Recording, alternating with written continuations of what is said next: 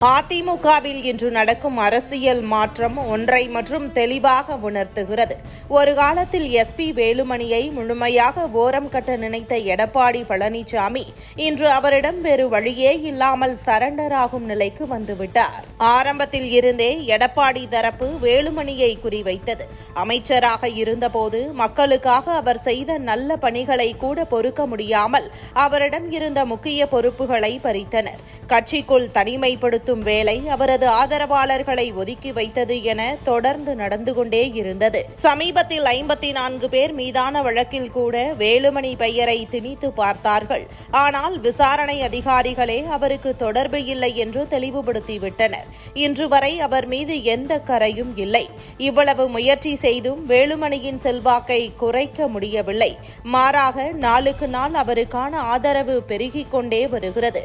கொங்கு மண்டலத்தில் மட்டுமல்ல, தென் மாவட்டங்கள் முதல் டெல்டா பகுதிகள் வரை அடுத்த தலைமை வேலுமணிதான் என்ற பேச்சு வலுத்துக் கொண்டே இருக்கிறது. தொண்டர்கள், மாவட்ட செயலாளர்கள், முன்னாள் அமைச்சர்கள் என பலரும் அவரை சந்தித்து ஆதரவு தெரிவித்தனர். கட்சி கூட்டங்களில் அவரது பெயர் அதிகமாக ஒலிக்க தொடங்கியது. பொதுச் செயலாளர் ஆக போவது வேலுமணிதான் என்ற செய்தி பரவியதும் எடப்பாடி தரப்பு கடும் அதிர்ச்சிக்கு உள்ளானது. ஏனென்றால் 2026 தேர்தலில் 47 இடங்கள் என்ற தோல்வி, அதன் பின் சீட்டுக்கு கோடி போன்ற புகார்கள் எழுந்தது. உழைத்த தொண்டர்களை புறக்கணித்தது போன்ற காரணங்களால் எடப்பாடியின் செல்வாக்கு ஏற்கனவே சரிந்துவிட்டது. இந்த நிலையில் வேலுமணிக்கு அதிகம் ஆதரவு வந்தால் தனது பதவியே போய்விடும் என்ற பயம் அவருக்கு வந்துவிட்டது.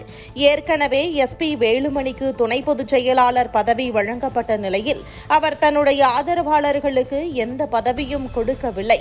அதனால் தனக்கு எந்த பதவியும் வேண்டாம் என்று கூறி ஏற்கனவே பதவியை விட்டு விலகிவிட்டார். இருப்பினும் தற்பொழுது எஸ்பி வேலுமணிக்கு நாளுக்கு நாள் ஆதரவு அதிகரித்துக் கொண்டே செல்லும் நிலையில் அவரின் வளர்ச்சியை பார்த்து பயந்து இதற்கு மேல் எஸ்பி வேலுமணியை பகைத்துக் கொண்டால் வேலைக்கு ஆகாது என புரிந்து கொண்ட எடப்பாடி சுதந்திர போராட்ட வீரர் தீரன் சின்னமலையின் நினைவு நாளை முன்னிட்டு அவருக்கு எஸ்பி வேலுமணி மற்றும் தங்கமணி தலைமையில் மரியாதை செலுத்தும் வகையில் எடப்பாடி பழனிசாமி வெளியிட்ட அறிக்கையில் எஸ்பி வேலுமணியை துணை பொதுச் செயலாளர் என குறிப்பிட்டிருக்கிறார்.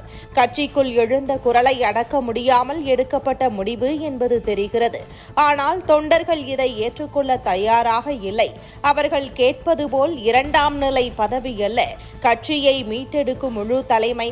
அம்மா காலத்தில் களத்தில் நின்று வேலை பார்த்தவர், அவதூறுகளை எல்லாம் தாண்டி வந்தவர், மக்களிடம் நேரடி தொடர்பு வைத்திருப்பவர் என்ற மதிப்பு வேலுமணிக்கு உள்ளது.